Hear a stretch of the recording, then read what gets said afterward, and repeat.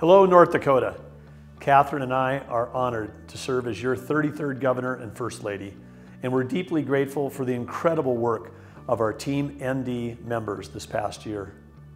Working with the legislature, our communities, the private sector, our fellow elected officials, including Lieutenant Governor Tammy Miller, we achieved some remarkable milestones in 2023. This included successfully tackling and solving some of the long-standing, seemingly intractable issues to better serve all North Dakota citizens. This year, we empowered our citizens with the largest tax relief package in state history, one that will save you, the taxpayer, $515 million in income and property taxes over 2 years, while moving us closer to becoming a zero-income tax state. Now, over 60% of North Dakotans who work will pay zero income tax. And those North Dakotans who do pay income tax will keep more of their hard-earned money. And the property tax relief that we've passed will make homeownership more affordable, especially for our senior citizens. With a record population estimate of nearly 780,000, our state is growing. Yet workforce is still our biggest barrier to economic growth.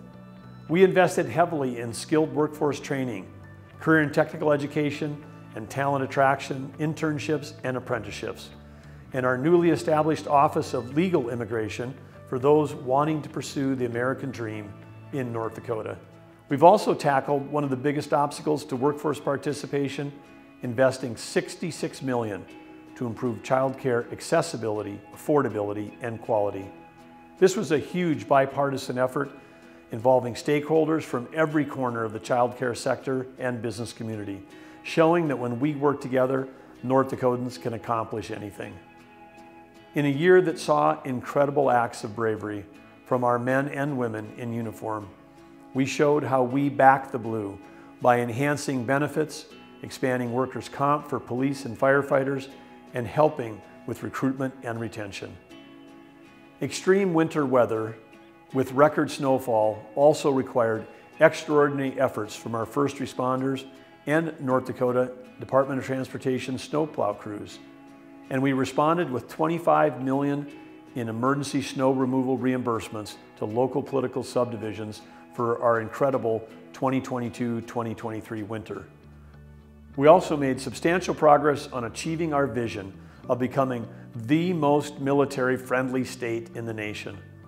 After previously exempting military retirement pay from income taxes, we've now exempted active military pay from state income tax. We've expanded tuition assistance for North Dakota National Guard members and paved the way for a North Dakota Military Museum to preserve and honor the incredible legacy of our military heroes. And we continue to support our soldiers who are deployed overseas in combat zones and those who are helping to secure our southern border and stem the tide of illegal activity that threatens communities across our state and across our nation. Behavioral health and addiction continued to be a top priority. We directed an additional $15 million to fully fund the Free Through Recovery program, expanded options for recovery housing, and invested in more mental health services targeted specifically for our youth. In education, we kept our commitment to career academies where students will pursue high-demand careers and build our skilled workforce. North Dakota also proudly became the first state in the nation to require cybersecurity education for all K-12 public school students.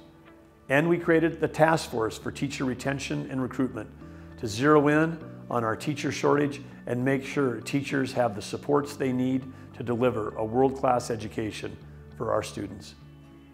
We supported students and families across the state by freezing tuition for residents for the 23-24 and the 24-25 academic years at all of our state universities and colleges.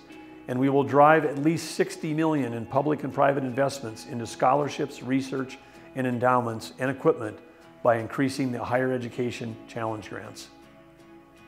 We've pushed for value-added processing and ag innovation like the autonomous solutions being developed at Grand Farm.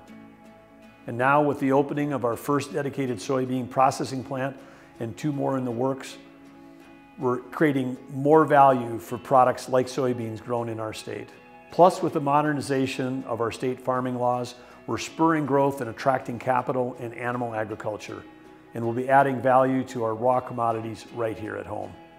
This past year, we passed over 50 bills to cut red tape in state government, and we're continuing to tackle overregulation, drive efficiencies, and encourage innovation with the launch of the Red Tape Reduction 2.0.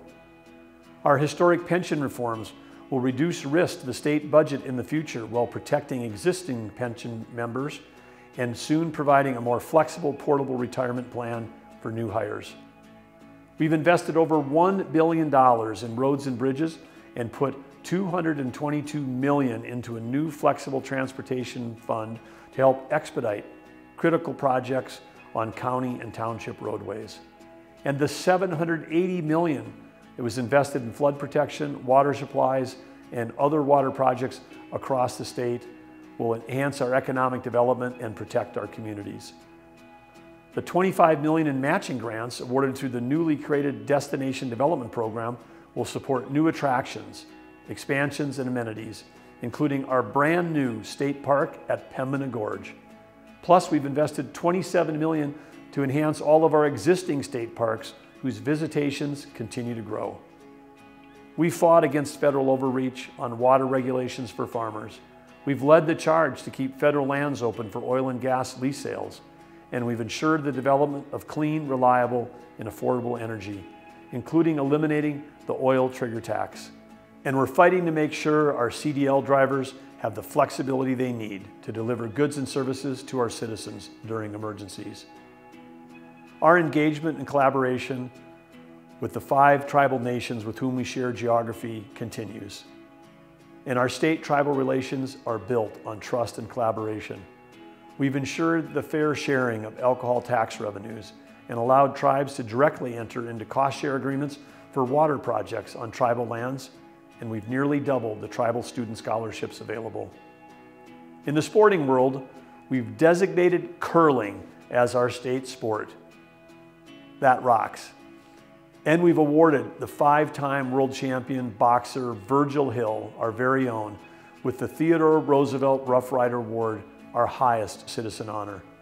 As we look ahead, we're innovating to support both the private and public sectors with long overdue projects, such as the One-Stop Business Gateway, a new state laboratory, and the new Department of Corrections and Rehabilitation Women's Heart River Transformational Center. We're excited and optimistic about our future and building on this progress for our state and our citizens. North Dakota's balance sheet has never been stronger. Our determination to solve our biggest challenges has never been greater.